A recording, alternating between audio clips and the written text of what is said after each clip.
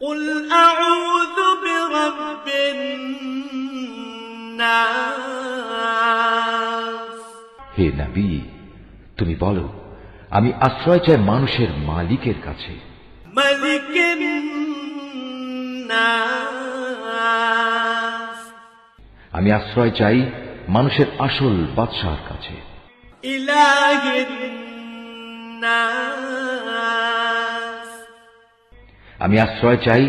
মানুষের একমাত্র মাবুদের কাছে, من شر الوسواس الخناس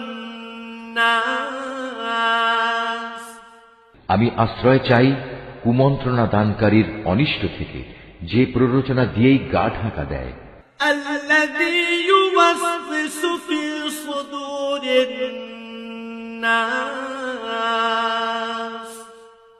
যে মানুষের অন্তরে কুমন্ত্রণা দেয়,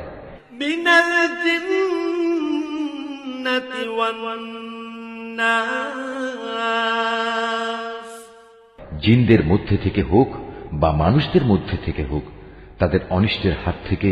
আমি আল্লাহ তাআলার কাছে আশ্রয় চাই। صدق الله العظيم।